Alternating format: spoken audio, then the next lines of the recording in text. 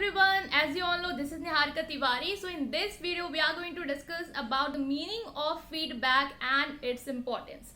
Right हमने पढ़ा है कम्युनिकेशन प्रोसेस में जो एंड स्टेप होता है वो होता है feedback.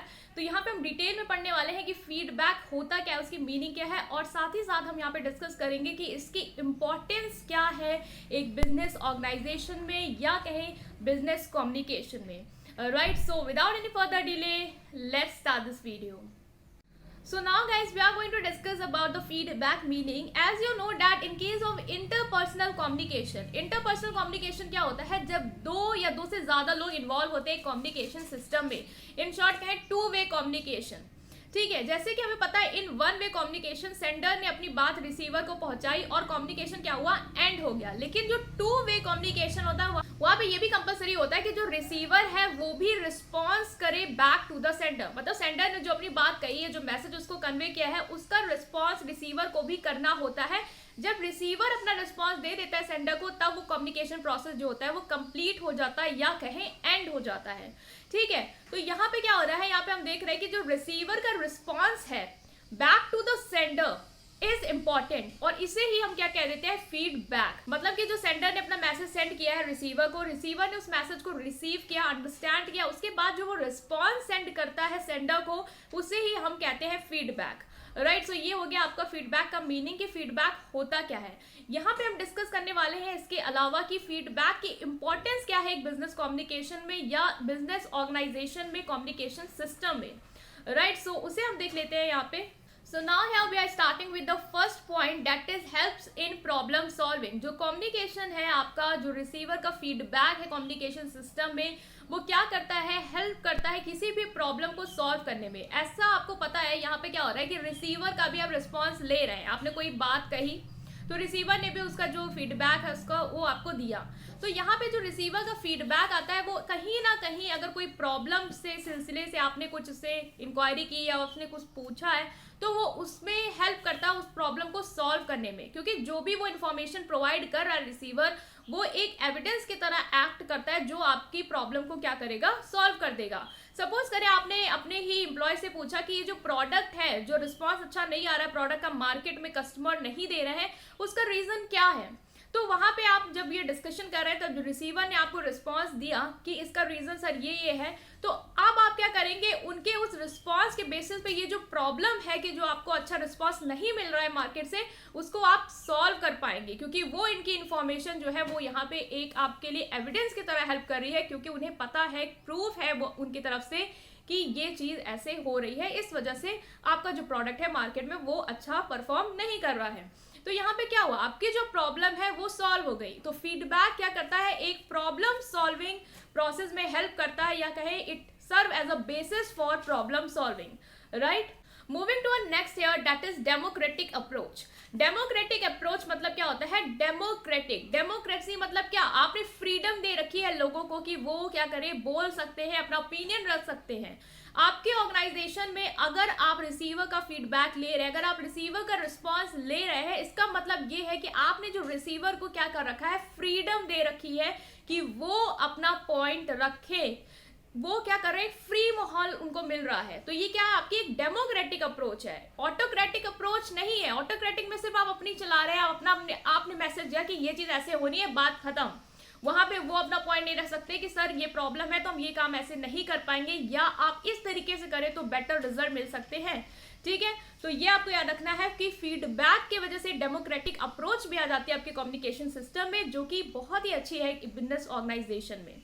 Right, moving to next here, that is effective communication. जो कम्युनिकेशन होता है वो फीडबैक क्या कर देता है, इफेक्टिव बना देता है. वन वे कम्युनिकेशन में क्या होता है, सेंडर ने अपनी बात कही, बात खत्म, रिसीवर को बात समझ में भी आई वो भी हमें नहीं पता चलता, क्योंकि वो हमें बता तो रहा नहीं है रिस्पॉन्स करके या रिएक्ट करके. लेकिन जो आपका फीडबैक जब इन्वॉल्व हो जाता है और वो एक टू वे कम्युनिकेशन बन जाता है, वहां पे क्या होता है, रिसीवर अपना रिस्पॉन्स दे रहा है, तो आपको ये समझ में आ जाता है कि जो आपने बात कन्वे की है क्या वो उन्हें समझ में आई भी है या नहीं. राइट, सो ये क्या हो जाएगा, आपका इफेक्टिव कम्युनिकेशन, और ये बहुत ही अच्छी इंपॉर्टेंस है फीडबैक की. अगर फीडबैक आया तो कम्युनिकेशन भी इफेक्टिव बन जाएगा. Moving to a next here, that is identification of improvement area. Identification, identification मतलब किसी चीज को पता लगाना, आइडेंटिफाई कर लेना किस चीज को, इम्प्रूवमेंट एरिया को, मतलब जिस एरिया में ये गुंजाइश है कि आप कुछ इम्प्रूवमेंट कर सकते हैं, जब आप उस चीज को एनालाइज कर लेते हैं, उस चीज को आप पहचान लेते हैं, वो आपको हेल्प करता है फीडबैक उस चीज को पहचानने में। जैसे कि रिसीवर ने कोई रिस्पॉन्स दिया, कोई प्रॉब्लम बताई आपको, तो आपको पता चल गया ये प्रॉब्लम इस एरिया में है, तो आपको ये भी समझ में आने लग जाता है कि आप चेंजेस क्या कर सकते हैं, क्या इंप्रूव कर सकते हैं अपनी पॉलिसी में, क्या बेनिफिट्स जो है वो अब नहीं मिल रहे तो आप उससे बेनिफिट उठा सकते हैं। यही जो हमने मार्केट वाला एग्जांपल लिया था कि प्रोडक्ट नहीं अच्छा परफॉर्म कर रहा है, तो उन्होंने प्रॉब्लम बताई, बेसिस तो प्रॉब्लम का बताया, लेकिन हम उस प्रॉब्लम को सॉल्व करने के लिए जब आप अपॉर्चुनिटीज ढूंढते हैं, जब उसमें आप इम्प्रूवमेंट करते हैं, तो वो भी तो आपका फीडबैक हेल्प कर रहा है। तो इसका एक्सटेंडेड वर्जन ही हो जाएगा कि help in identification of improvement area. Moving to next here, that is better understanding. Better understanding में हेल्प करता है। कैसे बेटर अंडरस्टैंडिंग में हेल्प करता है?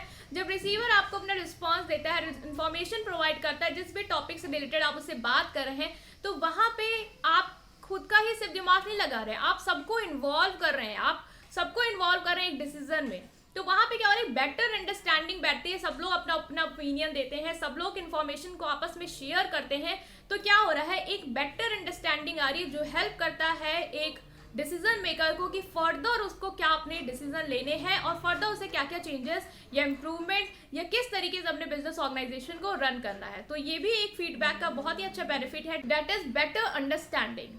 Moving to next here, that is create healthy relationship. Healthy relationship कैसे create करेगा? यहाँ पे हमने देखा कि रिसीवर को भी आप इन्वॉल्व कर रहे हैं, उसका भी रिस्पॉन्स ले रहे हैं, उसकी भी इन्फॉर्मेशन को आप सुन रहे हैं, यही नहीं कि सिर्फ आप अपनी बात कर रहे हैं। अगर आप अपनी बात कर रहे हैं तो आप एक ऑटोक्रेटिक सिस्टम में हैं, जहां पे सिर्फ आप अपनी चला रहे हैं, तो क्या आपको लगता है कि सामने वाले के साथ आपके रिलेशनशिप अच्छे होंगे? नहीं होंगे। लेकिन जब आप टू वे कम्युनिकेशन करते हैं, सामने वाले को भी इक्वल अपॉर्चुनिटीज देते हैं, उन्हें भी अपना पॉइंट रखने की आज़ादी देते हैं, तो वहां पे जो आपका रिलेशन है वो अच्छा होता है। नॉर्मल भी हमने डे टू डे लाइफ में रिलेशन से कंपेयर कर सकते हैं। आप खुद ही सोचिए, अगर कोई आपका ऐसा रिलेशन है, लाइक सपोज कर लेते हैं, तो अगर आप सिर्फ अपनी बात वहां पे रख रहे हैं, आप सिर्फ रिजिड है, नहीं ये होगा यही होगा, जो मैं चाहता हूँ वही होगा, तो आपको क्या लगता है, आप सामने वाले को ओपिनियन मतलब नहीं ले रहे हैं, तो वो आपके साथ सरवाइव कर पाएगा? नो। सो क्या है, अगर आपको हेल्दी रिलेशनशिप चाहिए तो वो यही है कि आप फीडबैक की हेल्प लें, मतलब सामने वाले को भी इक्वल अपॉर्चुनिटीज दे, रिसीवर को भी उसका रिस्पॉन्स देने दे, तभी जो चीजें हैं वो अच्छी चलेंगी और जो रिलेशनशिप होगा वो हेल्दी होगा, right. Moving to a last here, that is effective coordination. Effective coordination कैसे हो जाता है?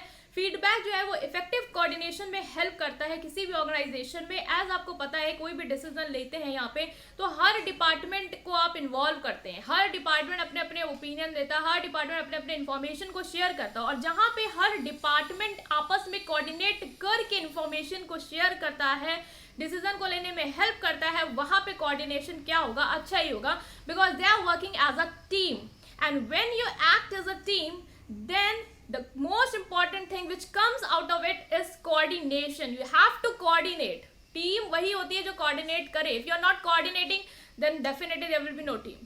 ठीक है, तो फीडबैक क्या करता है, एक टीम में हेल्प करता है. सेंडर जो है वो रिसीवर्स को इन्वॉल्व कर रहा है, तो एक टीम बन गई है, और आपस में जब वेरियस डिपार्टमेंट ऑर्गेनाइजेशन की एक टीम की तरह वर्क करते हैं, इंफॉर्मेशन को शेयर करते हैं और ऑर्गेनाइजेशन को मतलब ग्रोथ में हेल्प करते हैं, तो क्या होता है, एक अच्छा रिजल्ट आता है, राइट। तो ये हो गई आपकी सारी importance of feedback. I hope कि आपको समझ में आया होगा कि फीडबैक क्या है और फीडबैक की इंपॉर्टेंस क्या है एक बिजनेस ऑर्गेनाइजेशन में, उसके कम्युनिकेशन सिस्टम में, राइट। स्टिल भी कोई डाउट है आपको इसके रिगार्डिंग, देन आप मुझे कमेंट सेक्शन में जरूर पूछें. और अगर आपको ये वीडियो पसंद आई हो, then please press like button and subscribe to my channel. Thank you.